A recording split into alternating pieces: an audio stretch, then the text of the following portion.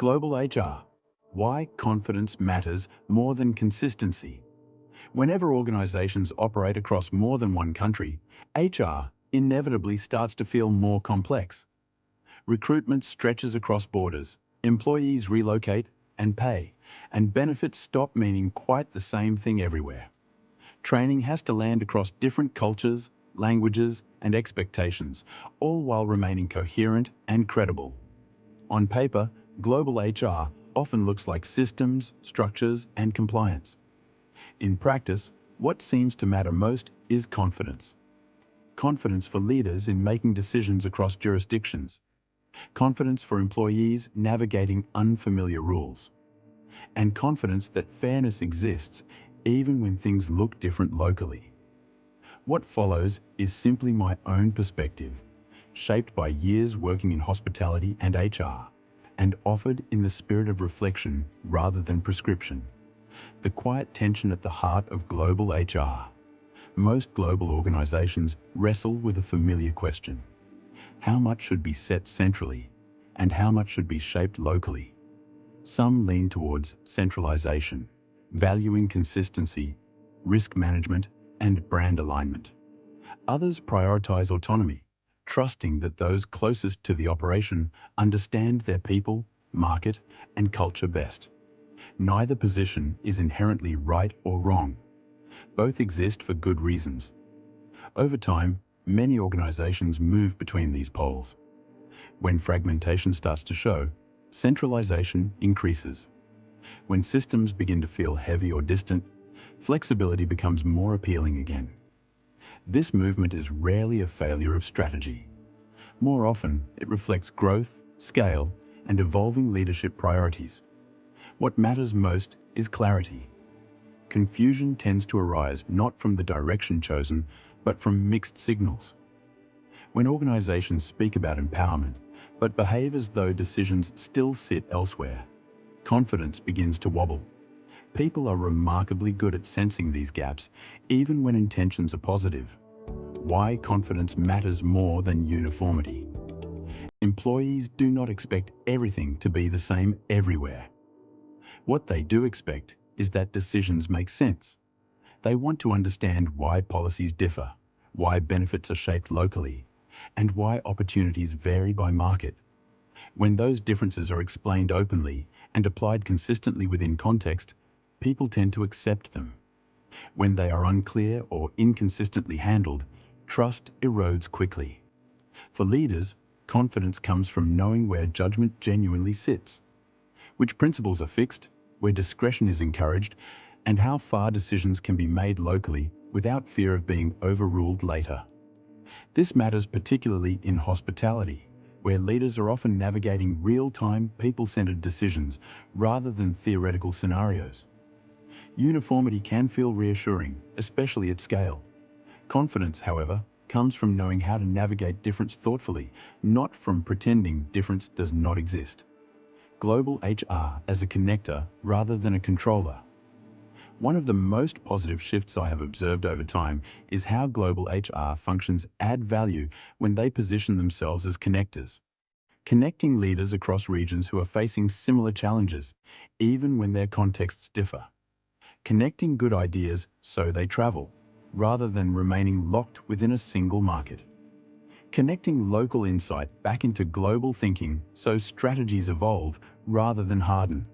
This does not mean the absence of structure. Clear frameworks, shared principles, and a common language all play an important role. What changes is the intent behind them. When global HR enables understanding and consistency of purpose rather than uniform execution, it becomes a source of reassurance rather than friction. Where this works well, global HR feels close, even at a distance. It supports decision-making rather than slowing it down, and it strengthens confidence rather than creating dependency. The human reality of mobility in global careers. International moves and assignments are often framed as development opportunities, and they can be. They are also deeply human experiences, shaped as much by emotion as by ambition. Success rarely hinges on technical capability alone. Adaptability, emotional intelligence, and resilience matter just as much. So does the experience of partners and families, whose ability to settle often determines whether an assignment flourishes or quietly falters. Training across borders requires humility. Global training offers an enormous opportunity, particularly through digital platforms that allow learning to travel quickly and efficiently.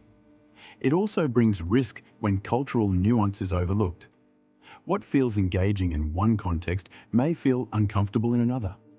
Participation, challenge, humor, and even silence are interpreted differently across cultures. The aim is not to dilute learning, but to adapt it with care.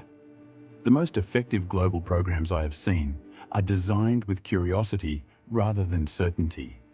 They assume differences rather than treating them as exceptions. They invite dialogue, encourage shared learning, and allow participants to contribute their own perspectives. That approach builds confidence not just in the content itself, but in the organization's intent. People feel respected rather than instructed. Leadership sets the tone.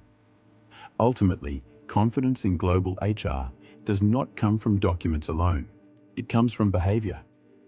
When leaders explain decisions clearly, acknowledge complexity, and show respect for local expertise, people feel steadier. When HR leaders listen as much as they design, confidence grows on both sides. This is particularly important in organizations with strong regional leadership.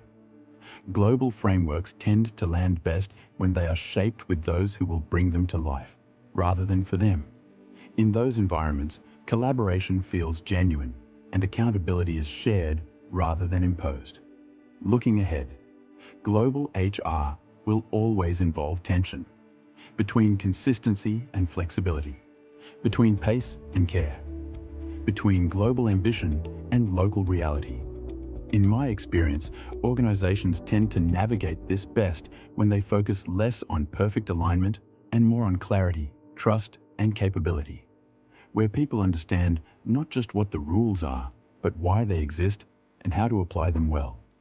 Confidence, it turns out, is the quiet advantage, and it is built one thoughtful, well-judged decision at a time. Takeaways. Confidence in global HR comes from clarity of intent rather than uniformity of approach. Local expertise strengthens global strategy when it is genuinely trusted. Mobility, reward, and training decisions land best when their human impact is fully considered. Global HR adds most value when it connects people and thinking, rather than controlling outcomes. In a nutshell, global HR does not succeed by ironing out differences. It succeeds by helping people navigate those differences with clarity and confidence. When leaders understand the intent behind decisions, when local expertise is respected, and when global frameworks support rather than constrain, HR becomes a steadying force rather than a complicating one.